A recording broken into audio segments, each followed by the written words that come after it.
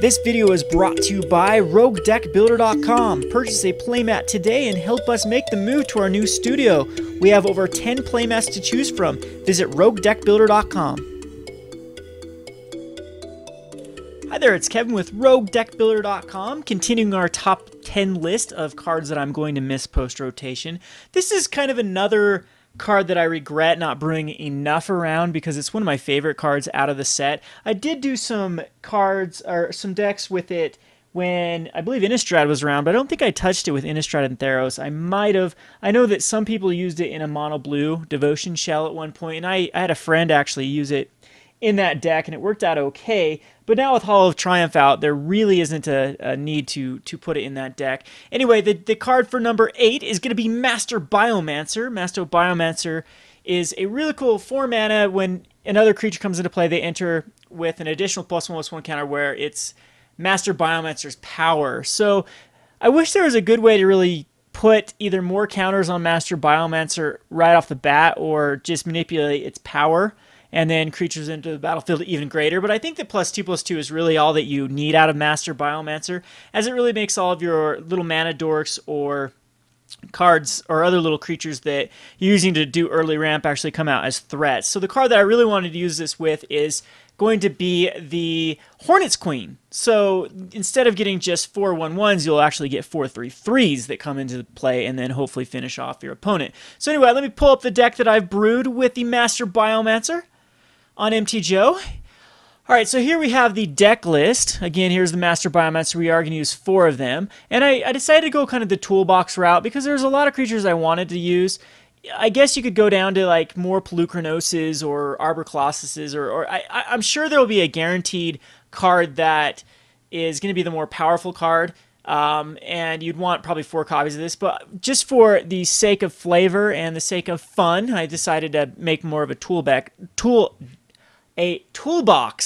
deck utilizing Court of Calling. I did cut down to 3 because I felt 4 was a little many in the deck, and we'll have to wait and see if I do need to add that 4th Court of Calling or not. But it's just giving you your typical mono green devotion. I like splashing blue because Cyclonic Rift in the format can be such a blowout, but it's going to be 4 Elvish Mystics, of course the best 1-drop Mana Accelerant, 4 Voyaging Satyrs because they untap Nykthos Shrine of Nyx. Then we have a 1 of Gyre Sage. This is a card that I just want to test out because it evolves pretty easily in this deck, and then it can also ramp quite a bit if say you go like Sage into Voyaging Satyr, and then you cast a Corsair Crewfix. I mean, this is tapping for 2 mana, and it's a card I want to test with. If it ends up being pretty terrible, I'm going to cut it for another Curious Follower to abuse the Nykthos Shrine of Nyx. And then we also have Burning Emissary because it is basically a free card that then accelerates you into a Voyaging Satyr or a Sage or even like a Corsair Crewfix on the following turn.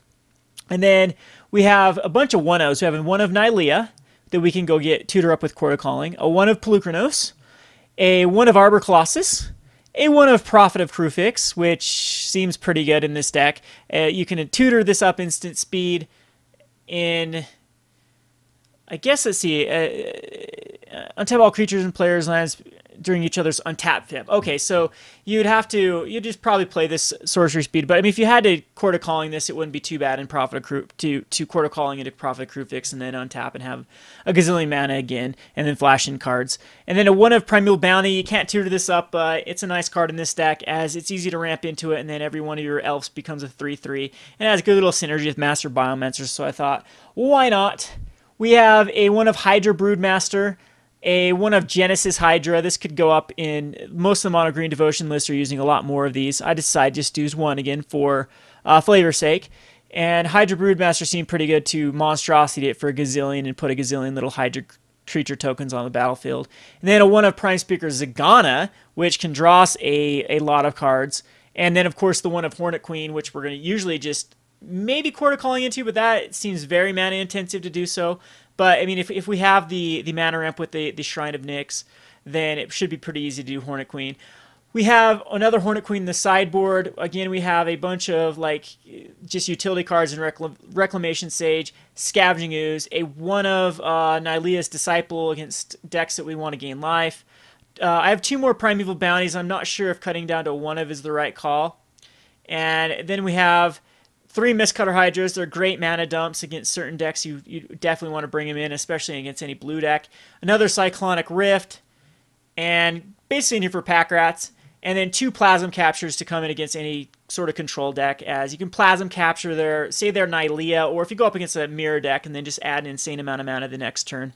So that is the gist. Of course, this deck can be messed around with. There's plenty of options. I mean, I probably didn't even scratch the surface to what can go in here. And 1 second here, I have to get rid of a few cards. I'm going to cut a Mystery and 3 forests here, and put in the Nykthos Shrine to Nyx, as I completely spaced it with them. So we'll throw in the Shrine to Nyx. Jeez. Throw in some of these bad boys. We want a total of 4 of them, because this deck really does need the Shrine of Nyx to work at full speed. Nylea works out alright, but Nylea only has 11 targets, I believe, or 10 targets actually to actually untap. So a lot of times, or Nissa is what Nissa can only untap 4 target forests, and a lot of times you won't have 4 forests. So I do think the Temple Mysteries are better than the alternative, maybe Mana Confluences, even though these do come into play tapped. There will be plenty of turns when it doesn't really matter if this comes into play tapped or not. Again, we'll have to mess around with it to see exactly how it works. So it's going to be 21 lands, 31 creatures, and a few utility spells. And we're going to really try to see if Master Biomancer can actually fit in this deck. I could cut a few and then just cord into it, but I want to see like Master Biomancer to Hornet Queen. That is definitely the goal to this deck. So without further ado, we'll play some matchups here. This is going to be the number 8 card, Master Biomancer, in the top 10 cards I'm going to miss post-rotation. This has been Kevin with Roguedeckbuilder.com. Thanks for watching.